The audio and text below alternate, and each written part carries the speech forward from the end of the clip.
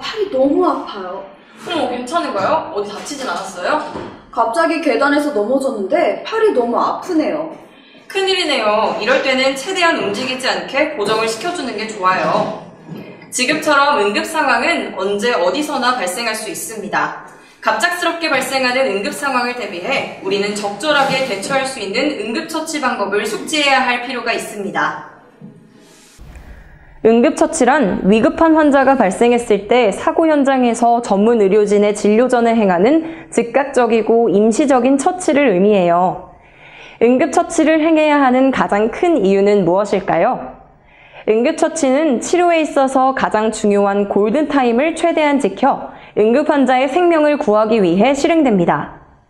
응급처치가 행해지는 또 다른 이유로는 응급환자의 상태를 짧은 시간 내에 정상에 가까운 상태로 회복시켜 앞으로 지속될 치료나 수술, 재활의 효과를 높이는 데 있어요.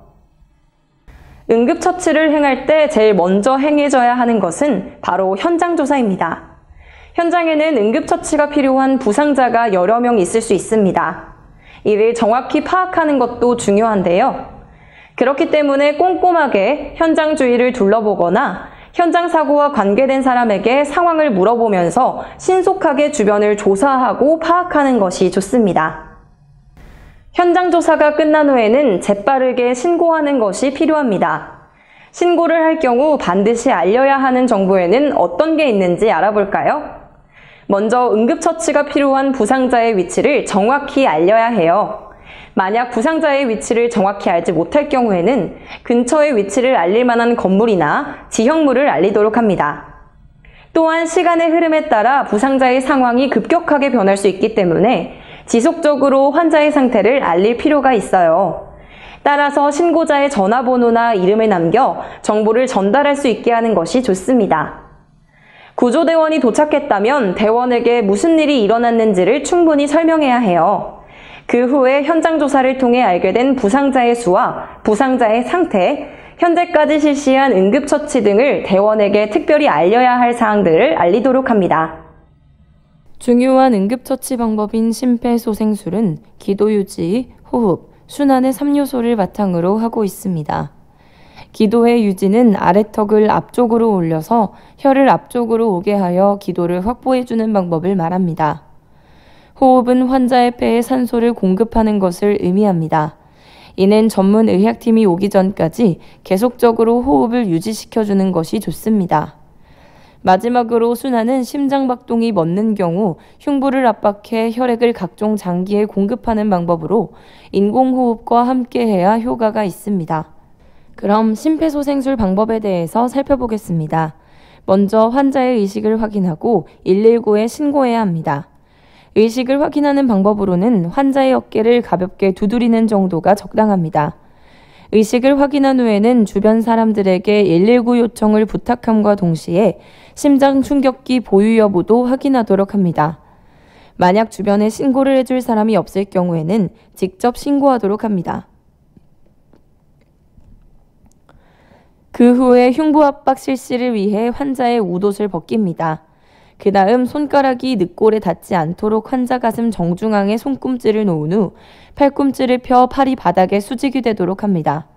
이후 흉부 압박을 실시하도록 합니다. 속도는 1분에 최소 100회, 깊이는 5cm를 유지하도록 합니다.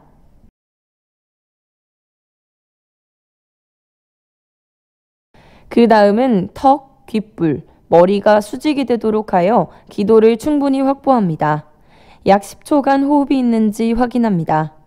환자의 기도를 그대로 유지한 채 환자의 가슴이 부풀어 오를 정도로 2회 숨을 불어넣습니다. 이 과정을 119 구급대원이 도착하거나 환자가 의식을 회복할 때까지 반복 시행하도록 합니다. 심폐소생술을 도와주는 심장 충격기의 사용법에 대해서 알아보도록 하겠습니다. 먼저 심장 충격기의 전원을 켭니다. 전원이 들어오면 음성이 나오면서 절차를 안내하기 시작합니다. 안내가 끝나면 심장 충격기 내부에 있는 2개의 패드를 꺼내도록 합니다. 응급 환자의 상체를 노출시킨 후 우측 쇄골 아래쪽과 좌측 유두 바깥쪽 아래 겨드랑이 중앙선에 각각 하나씩 부착하도록 합니다. 정확한 위치 파악이 어렵다면 각 패드의 표면에 표시되어 있는 참고 그림을 참고하여 부착하도록 합니다. 패드에 연결된 선을 기계에 꽂아 연결합니다. 연결이 끝나면 기계에서 자동으로 심장 리듬 분석 중이라는 말이 나옵니다. 이 과정 동안에는 심장 분석에 오류가 나지 않아야 하므로 환자에게서 멀리 떨어지도록 합니다. 작동된 심장 충격기는 자동으로 충전하며 충전이 끝나면 심장 충격 버튼을 누르라는 메시지를 띄웁니다. 버튼을 누르기 전 주변 사람들에게 환자와 떨어지도록 해야 합니다. 충분한 거리를 확보한 후 심장 충격 버튼을 누르면 환자에게 전기 충격이 가해지게 됩니다. 전기 충격이 필요 없거나 전기 충격이 실시된 후에는 즉시 심폐소생술을 시행하도록 합니다. 그동안 기계는 2분마다 환자의 심장 리듬을 분석합니다. 심폐소생술 도중 기계에서 음성 지시가 나오면 다시 기계의 지시에 따라 위의 절차를 반복하도록 합니다. 우선 환자의 토킹 사인을 확인합니다. 안면부에 청색증을 보일 때는 상태를 체크하고 주변 사람에게 도움을 요청한 후 스스로 기침을 할 수 있게 도와주어야 합니다. 스스로 기침이 불가능할 경우 환자의 등 뒤에서 주먹을 쥔 손을 엄지손가락이 환자의 몸에 닿을 수 있게 손목을 조절한 후 배꼽과 명치 중간 정도에서 위치시켜줍니다. 한쪽 다리는 환자의 다리 사이에 놓고 다른 한쪽 다리는 뒤로 뻗어 균형을 잡은 후 팔을 강하게 힘을 주면서 배를 안쪽 상측 방향으로 5회 당겨줍니다. 이물질이 제거되거나 119가 도착할 때까지 복부 밀어내기를 반복해줍니다. 만약 환자가 의식이 없다면 심폐소생술을 진행하도록 합니다.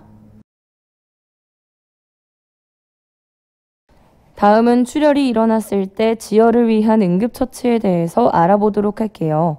직접 압박은 출혈 부위에 멸균 거즈나 깨끗한 천을 대고 압박하는 방법입니다. 간접 압박은 출혈 부위에서 심장 쪽으로 가까이 위치한 동맥 부위를 압박하는 방법입니다. 지혈대를 이용한 지혈법도 있습니다. 이는 도구를 이용해 직접 또는 간접적으로 압박을 하는 지혈 방법을 말하며 매우 강한 압박을 필요로 합니다. 다음은 상처 처치법 중 드레싱의 방법입니다. 상처를 덮어주어 균으로부터 보호하고 지혈 과정을 돕는 방법으로 소독약과 거즈, 소독붕대를 사용합니다. 붕대가 없을 경우 삼각건이나 수건으로 대신할 수 있습니다. 냉찜질은 다친 부위를 찬물에 대거나 담그는 방법입니다. 상처 부위가 머리나 가슴같이 물에 담그기 힘든 부위이거나 장시간 냉각시켜야 하는 경우에는 얼음주머니나 냉스포를 이용합니다. 붕대를 감을 때에는 지혈이 되도록 드레싱을 단단히 감아야 합니다. 다만 혈액순환에 지장이 없도록 하고 다친 부위를 받쳐주며 손가락이나 발가락이 붕대 끝으로 나오게 하여 혈액순환 상태를 점검할 수 있게 해야 합니다. 부목법은 다친 부위가 보일 수 있도록 해야 합니다. 부독을 대기 전에 다친 곳 아래를 만져 감각이 있는지, 맥박을 만져 혈액순환이 잘 되는지, 사지를 움직이게 하여 운동 능력이 있는지 등을 확인해야 합니다. 개방된 상처의 경우 부목을 대기 전에 깨끗하게 드레싱을 해준 후 개방 상처의 반대편에 부목을 대어주도록 합니다. 또한 부목을 사용할 때는 손상받은 곳의 위, 아래의 관절을 함께 고정하여 움직이지 않도록 합니다. 다음은 화상을 입었을 때 응급처치 방법입니다. 먼저 화상 부위에 붙어있는 옷 등은 제거하지 말아야 하며 더러운 물건이 상처에 접촉하지 않도록 합니다. 화상 부위가 적을 경우에는 깨끗한 수돗물로 냉각시켜 통증을 감소시킵니다.